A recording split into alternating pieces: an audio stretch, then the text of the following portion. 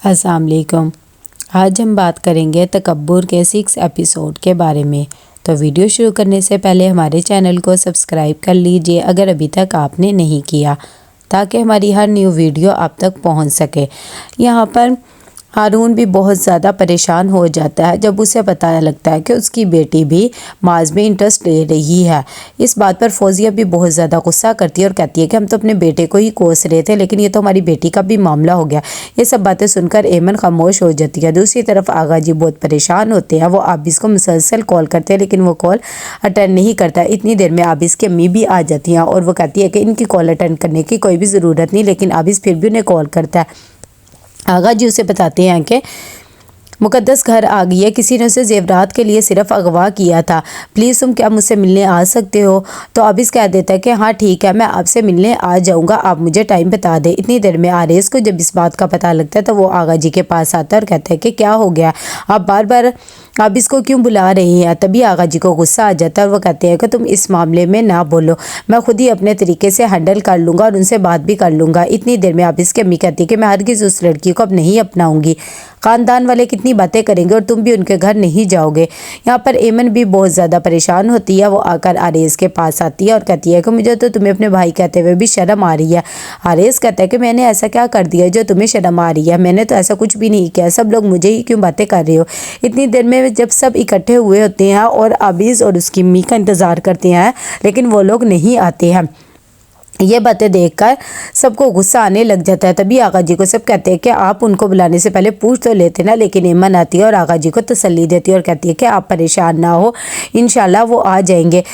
آریز بھی آتا ہے اور کہتے ہیں کہ کیا ہو گیا ہے، بار بار یہی بات کیوں اس گھر میں دہرائی جا رہی ہے؟ ویسے بھی آغا جی کی بھی طبیعت خراب ہو جائے گی اس بارے میں سوچ کے، لیکن آغا جی کہتے ہیں کہ میرے بارے میں فکر کرنے کی کسی کو بھی ضرورت نہیں ہے، اگر وہ لوگ نہیں بھی آئے پھر بھی میں خود ہی اپنے طریقے سے اس بات کو ہینڈل کروں گا۔ اتنی دیر میں ماس کی بہت زیادہ انسلٹ کرتا ہے آریز اور اسے کہتا ہے کہ تم یہاں سے چلے جاؤ، تو اٹھ کے چلا جاتا ہے۔ دوسری صبح ہوتی ہے تو ایمن مقدس کو باہر لے کر آتی ہے اور اسے تسلی دیتی ہے اور کہتی ہے کہ تمہیں گھبرانے کی ضرورت نہیں ہے، لیکن ایمن کہتی ہے جب بات کر لیتی ہے تو مقدس کا بالکل بھی دل نہیں لگتا۔ اتنی دیر میں اس کے لیے کافی لینے جاتی ہے کہ آریز بھی وہاں پر آ جاتا ہے اور کہتا ہے کہ تمہاری ہمت کو تو داد دینی پڑے گی، تم نے مجھے دیکھو ٹھکرایا تھا نا، اب تمہارے ساتھ یہی سب ہونا چاہیے تھا۔ مقدس بیچاری خاموش ہوتی ہے، اسے کچھ سمجھ میں نہیں آتا۔ دوسری طرف یہاں پر عابس آتا ہے آغا جی کو اپنا ریزائن لیٹر دینے اور کہتے ہیں کہ میری امی نہیں مان رہی، اسی لیے میں آپ کے گھر بھی نہیں آیا۔ تبھی آغا جی اسے ساری حقیقت بتاتے ہیں کہ کوئی اسے صرف جولری کے لیے لے کر گیا تھا، پھر بھی اگر تم چاہو تو اس سے شادی کر سکتے ہو۔ جب یہ بات وہ سنتا ہے تو کہتے ہیں کہ ٹھیک ہے، میں اپنی امی کو منانے کی کوشش کروں گا۔ آغا جی کہتے ہیں کہ ٹھیک ہے، میں بھی تمہارا انتظار کروں گا۔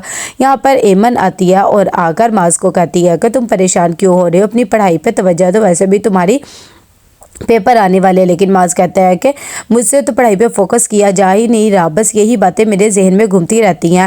لیکن ایمن اسے تسلی دیتی ہے اور کہتی ہے کہ تمہاری پڑھائی سے بہت لوگوں کی امیدیں جڑی ہوئی ہیں، میری بھی۔ یہ بات سن کر وہ حیران ہو جاتا ہے۔ دوسری طرف آریز آتا ہے اور آ کر اپنی بہن کو کہتے ہیں کہ تم ماس کے آس پاس بھی نظر نہ ہو، یہ لڑکا ٹھیک نہیں ہے۔ تبھی ایمن کو غصہ آ جاتا ہے اور کہتی ہے کہ میری زندگی کے بارے میں بولنے کی تمہیں کوئی بھی ضرورت نہیں ہے اور میں خود فیصلے اپنے کر سکتی ہوں۔ دوسری طرف یہاں پر آریز آتا ہے ماس کے پاس اور آ کر اسے پھر سے باتیں سناتا ہے اور کہتا ہے کہ میری بہن سے دور ہو، تو وہ کہتا ہے کہ میں تو اس کے پاس ہی نہیں جاتا۔ یہاں پر جب عابس گھر آتا ہے تو وہ آ کر اپنی امی کو ساری حقیقت بتاتا ہے اور کہتا ہے کہ آغا جی ابھی بھی مجھ سے یہی توقع رکھتے ہیں، لیکن اس کی امی صاف منع کر دیتی ہے اور کہتی ہے کہ میں اس لڑکی کو ہرگز بھی اپنی بہو نہیں بناؤں گی، یہ بات یاد رکھنا۔ یہاں پر ایمن بہت زیادہ پریشان ہوتی ہے۔ وہ آ کر ایمن سے پوچھتی ہے مقدس کے کیا بلایا گیا تھا عابس کے گھر والوں کو؟ تبھی ایمن مقدس کو بتاتی کہ ہاں انہیں بلایا تھا لیکن وہ آئے نہیں ہیں، لیکن تمہیں فکر کرنے کی ضرورت نہیں ہے۔ مقدس بہت زیادہ پریشان ہوتی ہے اور کہتی ہے کہ میں اپنے بھائی کے لیے بھی مشکل بن گئی ہوں، میں تو اس دنیا میں نہیں ہونی چاہیے تھی۔ اتنی دیر میں ماس بھی آ جاتا ہے اور آغا جی بھی اسے سمجھاتے ہیں اور کہتے ہیں کہ تمہیں پریشان ہونے کی ضرورت نہیں، عابس نے ابھی تھوڑا سا ٹائم مانگا ہے۔ اور ساتھ ہی آغا جی کہتے ہیں ماس کو کہ اسے تم باہر لے کر جاؤ، شاید باہر نکلے گی تو یہ سب کچھ بھول جائے گی۔ اتنی دیر میں ماس بتاتا ہے کہ مجھے تو حیدرآباد جانا ہے، میں نہیں لے کے جا سکتا، لیکن ایمن کہتی ہے کہ میں مقدس کو باہر گھمانے پھرانے لے جاؤں گی۔ آغا جی بھی خوش ہو جاتے ہیں۔ اگلی صبح جب اسے باہر لے کے جاتی ہے تو کہتی ہے کہ تم کمفرٹیبل رہو، تمہیں پریشان ہونے کی ضرورت نہیں ہے۔ تھوڑی دیر میں آریز بھی آ جاتا ہے اور کہتا ہے کہ واقعی یہ تو بہت ہی زیادہ ہمت والی ہے، اتنا سب کچھ اس کے ساتھ ہو گیا اور دیکھو پھر بھی باہر نکل رہی ہے۔ لیکن ایمن اسے سمجھاتی ہے اور اپنے ساتھ مول لے کر آتی ہے اور کہتی کہتی ہے کہ تمہیں پریشان ہونے کی ضرورت نہیں ہے، لوگوں کی باتوں پہ دھیان نہ دو، ویسے بھی اب تم نے کالج جانا کرنا ہے۔ اسی ریسٹورینٹ میں عابس بھی آ جاتا ہے اور اس کی ملاقات بھی ان سے ہوتی ہے۔ تو کیسا لگا آپ کو ایپیسوڈ؟ لائک اور شیئر کر کے لازم بتائیے گا۔ اللہ حافظ۔